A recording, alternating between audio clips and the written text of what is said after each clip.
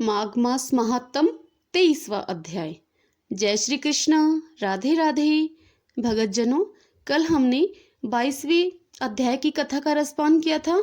उसमें देवद्युति ब्राह्मण की कथा हमने सुनी थी। अब हम आगे की कथा का रसपान करते हैं।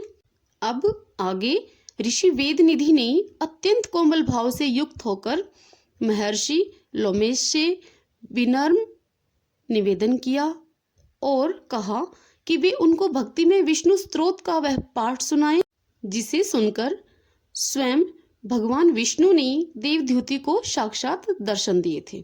मेरा अंतःकरण कह रहा है कि मेरा परम भाग्य है कि आज आपके दर्शन पाकर मैं कृतार्थ हो रहा हूँ। शास्त्रों में सत्य ही कहा है कि महापुरुषों की संगति से इस लोक में तथा परलोक में दोनों ही हमारे सुधर जाते हैं। महान पुरुष पारसमणि के समान होते हैं, जिनके स्पर्श मात्र से लोहा भी स्वर्ण बन जाता है। महर्षि लोमेश बोले, हे वेदनिधि, मैं तुम्हारी जिज्ञासा शांत करने के लिए तुम्हें भगवान विष्णु का वह दिव्य स्तोत्र पाठ सुनाता हूँ। यह दिव्य संताप्त वेदांत के गूढ़ तत्वों का सार है, अतः ध्यान पूर्वक श्रवण करो। इसके सुनने मात्र से समस्त पापों का नाश हो जाता है। लोमेश ऋषि ने विष्णु सहस्त्र का संपूर्ण पाठ सुनाने के बाद अंत में कहा कि ऐसे देवादिदेव भगवान विष्णु को बारंबार पावन नमस्कार है।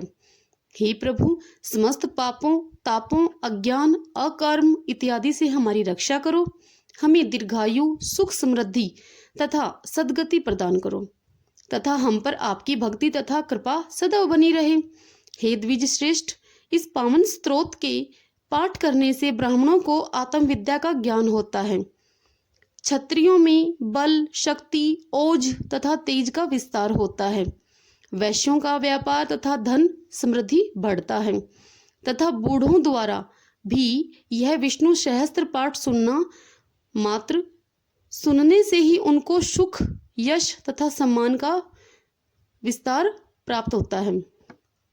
हे ऋषि, विष्णु सहस्त्र स्तोत्र का पाठ करने से रोगियों को स्वास्थ्य लाभ होता है, निर्धन व्यक्तियों की दरिद्रता दूर होती है, संतानहीनों को संतान की प्राप्ति होती है, दासों को दासता से छुटकारा मिलकर प्रभुता प्राप्त होती है तथा राजाओं को विजय लाभ तथा उनके राज्य का विस्तार होता है तथा प्रभु भक्तों को स्वयं विष्णु भगवान साक्षात उसी प्रकार दर्शन देते हैं जैसे उन्होंने देवद्युति को दर्शन दिए थे तथा अंत में विष्णु भगवान के लोक को प्राप्त होते हैं। विष्णु स्तोत्र के पाठ के साथ यदि पूर्ण विधि सहित माघ मास में प्रयाग स्थित त्रिवेणी में स्नान किया जाए तो सोने पे सुहागे के समान है। माघ मास में जप, तप, विष्णु सहस्त्र नाम का पाठ, दरिद्र सेवा, यथाशक्ति दान, माता पिता की सेवा करने वाला, बंधु बांधवों से स्नेह करने वाला व्यक्ति सत्यता सहित जीवन व्यतीत करता हुआ अंत में वह विष्णु लोक को प्राप्त होता है। माघ मास महात्म 23वां अध्याय समाप्तम। भगतजनों, आगे की कथा का रसपान हम 24वें अध्याय में कल सुनेंगे। तब तक के लिए नाम जाप करते रहें, प्रेम से मन से बोलें, हरे कृष्णा कृष्णा कृष्णा हरे हरे, हरे राम राम राम हरे हरे। जय श्री कृष्ण। राधे राधे।